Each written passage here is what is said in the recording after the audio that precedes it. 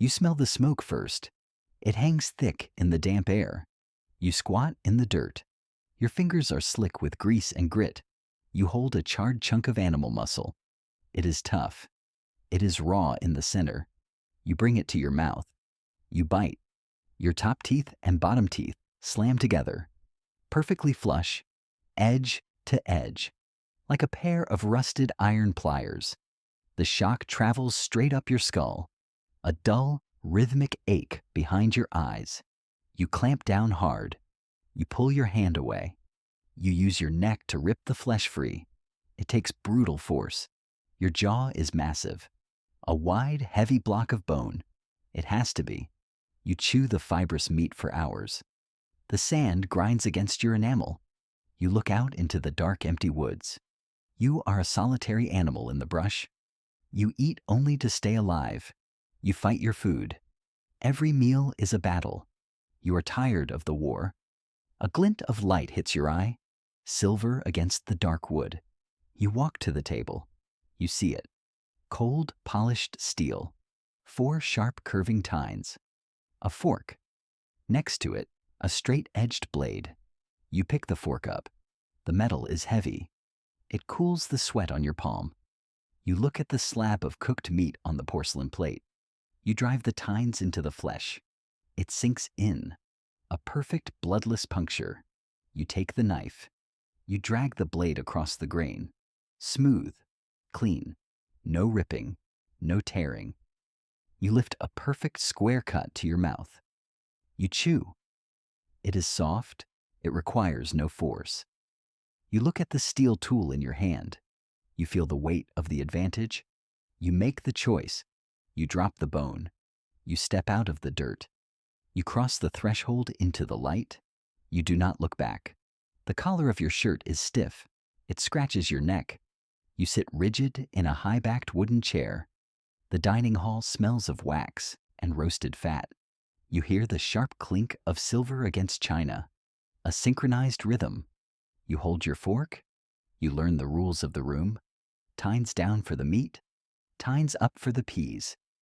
You keep your elbows off the polished mahogany. You belong to the system now. You eat the soft braised stews. You eat the milled grains. You feel the change in your mouth. You no longer need the edge-to-edge grip. Your top teeth slip forward. They slide down over your bottom teeth, an overbite, like the blades of a pair of scissors. You slice the soft food.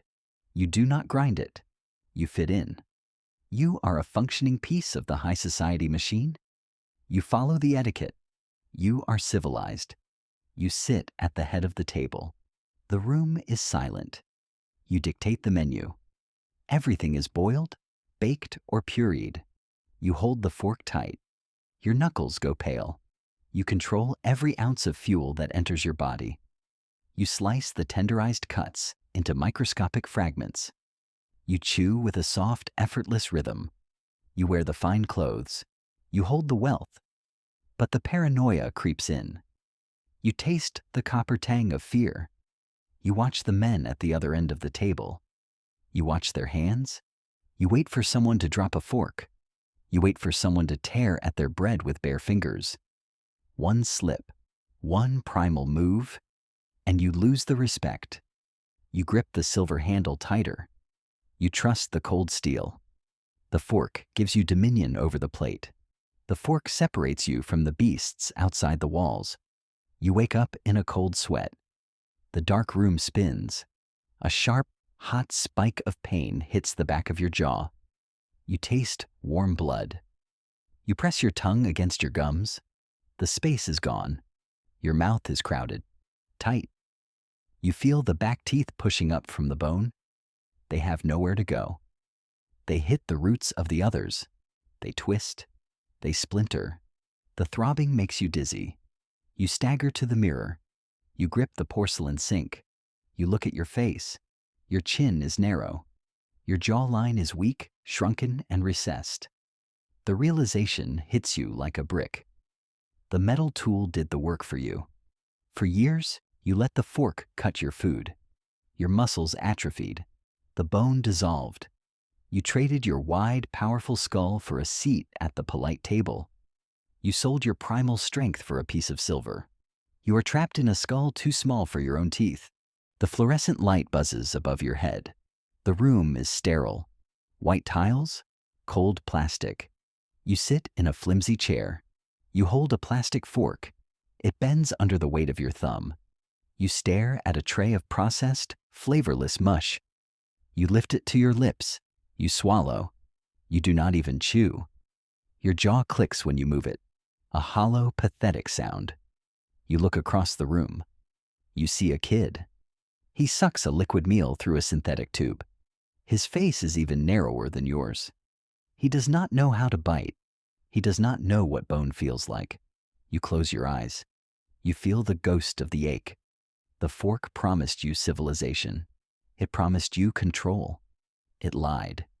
It stole the very shape of your face. You sit in the quiet, broken, weak. You see the cycle churning on without you. You know the hard truth. The game was rigged from the very first bite.